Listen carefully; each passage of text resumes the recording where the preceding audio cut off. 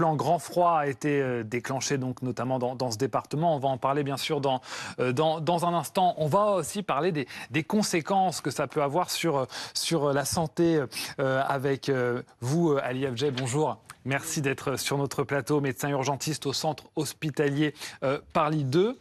Ça a des répercussions sur l'hôpital aussi, ces températures? Alors, pas pour le moment pour vous dire la réalité, tant mieux. Mais avant de commencer, je voudrais dire aussi un joyeux Noël de la part de tous les Évidemment, soignants et aussi spécialement des urgentistes. Comme ça, c'est fait. Je ne vais pas me faire engueuler en rentrant. c'est Et important. donc, voilà. Mais pas que sous la menace d'ailleurs, on peut souhaiter un joyeux Noël comme ça. Oui. Tout à fait. Non, non, mais je plaisante. Ils m'ont même pas menacé, mais j'y pensais. Et aussi à tous les bénévoles et tous les secouristes qui sont là.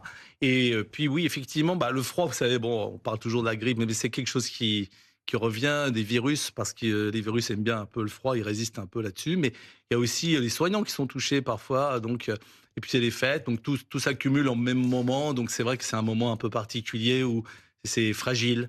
Et dans les moments extrêmes, justement, que Marc en parlait aussi là à ma droite, mais vous savez qu'on a des changements climatiques, et les changements climatiques, c'est vrai que ça existe, mais surtout c'est les extrêmes qui arrivent de plus en plus. On a parlé sur ce plateau des grandes pluies, des grands mouvements de climatiques, et là il y a des grands froids qu'il y a là. Normalement, ça devrait être contradictoire pour les gens qui nous écoutent. Ils disent, on nous parle de changement climatique avec Ouais. adoucissement, et là on nous parle de grands froids.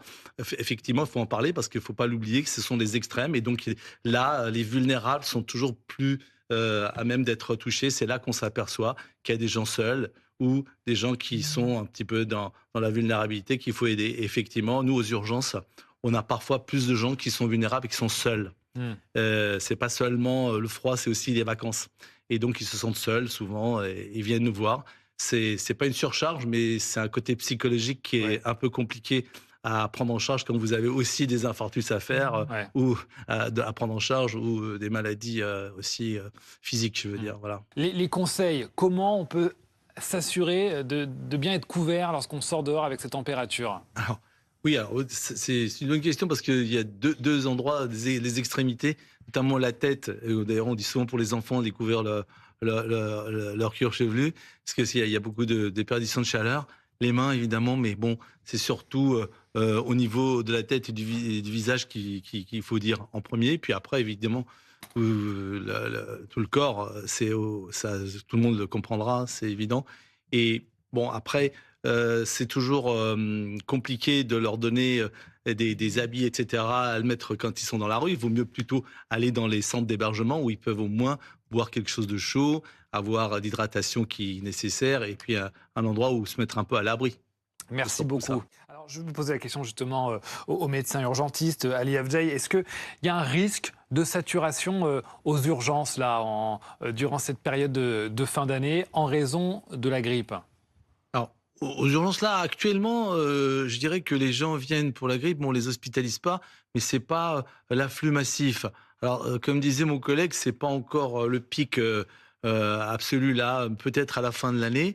Donc, il faut être vigilant effectivement pour ça, et parfois ne pas venir tout le temps aux urgences, notamment pour des choses qui sont de l'ordre du traitement symptomatique, et ne pas en avoir peur tout le temps non plus. Donc je vois beaucoup cet esprit un tout petit peu d'aller tout de suite aux urgences. Non, faut regarder la tête sur les épaules, hein, quand vous avez des problèmes ORL, ça. Il y a aussi les médecins traitants, les pharmacies. Donc continuer à se vacciner, oui, parce que quand on est vacciné aussi, c'est une courbe, hein. On est 20, 30, 40, 50% jusqu'à atteindre 100%, comme disait votre collègue tout à l'heure. Mais on peut le faire dès maintenant. Mm. Surtout, effectivement, aider, c'est de s'entraider aussi, hein. On peut aussi aider ceux qui sont seuls, notamment pour pas Ouais. qui restent chez eux avec des syndromes grippaux, notamment les plus vulnérables, pour que ça s'envenime, et puis Mm. après qu'on appelle le 15 et qu'on les Ouais. amène à l'hôpital.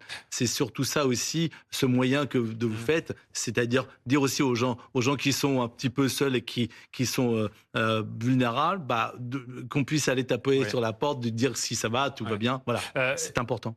Ali Afjeh, comment Oui. on sait qu'on a la grippe en fait? À quel moment, si on se sent pas bien, si on commence à se sentir patraque, quel est le signe qu'il fait qu'on peut se Oui. dire, là, c'est sûrement la grippe. Les virus sont assez surnois, ils aiment bien un tout petit peu le froid. Alors vous savez que dans le nez, c'est à peu près entre 28 et 30 degrés, donc ils arrivent souvent par le rhinopharynx, c'est-à-dire ils attaquent comme ça, ils arrivent par votre nez, et parce que vous avez eu des gouttelettes ou un petit peu d'aérosolisation, mais en tout cas des gouttelettes, surtout des gens qui ont déjà attrapé la grippe.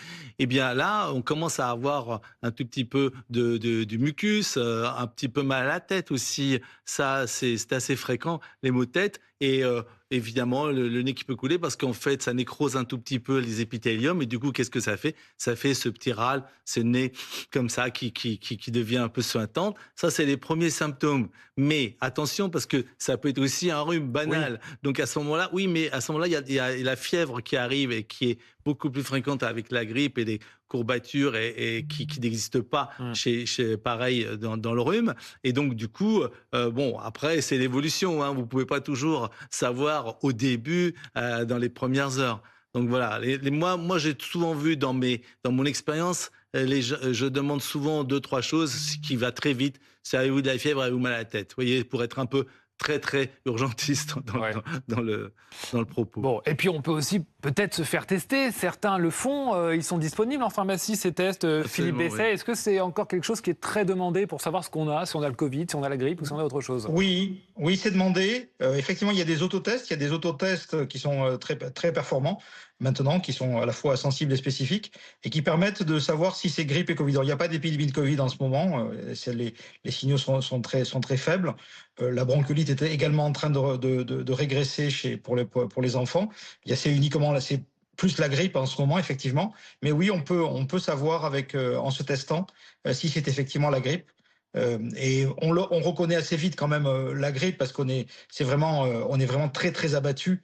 La fièvre est très forte et on peut pas trop se tromper par rapport à un rhume au bout de quelques jours. Et en même temps, ça sert à quoi de savoir si on a la grippe ou si on a le Covid ou si on a autre chose? Essentiel, essentiel. De toute façon, quand on est malade, il faut éviter de transmettre à la maladie. Donc effectivement, c'est un virus. Beaucoup de gens veulent savoir. Effectivement, il n'y a pas de traitement autre que symptomatique, comme il a été dit, donc du paracétamol, et c'est tout. Et ensuite, se protéger et rester sous surveillance. La seule chose à craindre, c'est des détresses respiratoires, c'est des formes très graves. Et donc, c'est ça qu'il faut avoir. Moi, je m'inquiète un peu pour les personnes seules. Ce sont les seules personnes qui pour moi, sont vraiment à risque, hein. Et donc, si vous avez des voisins et que vous n'avez pas entendu parler d'eux de 24 ou 48 heures, appelez-les. Et j'ai juste rajouté aussi qu'il y a effectivement un test qui est assez intéressant, c'est qu'il fait les 3 en même temps. Je Ouais. pense que M. Oui. Basset le sait. Il fait le VRS, virus pour la Covid et la grippe en même temps. Donc, c'est assez intéressant. Il y a des choses nouvelles qui sont sorties. Bon, ça peut nous donner aussi la durée, hein, et puis un petit peu comment se comporter. Si c'est négatif, Oui. parce que vous dites ça, si c'est positif. Mais si c'est négatif, vous pouvez l'exclure aussi, hein, s'il est performant et spécifique. Donc, c'est pas Mm. que le côté positif, il y a le côté négatif aussi pour les tests. Merci beaucoup. Merci à tous les trois d'avoir été nos invités ce soir sur BFM TV pour nous éclairer sur l'état de cette épidémie et puis peut-être aussi nous aider à trouver des solutions pour s'en sortir au plus vite lorsqu'on y est directement confronté. On va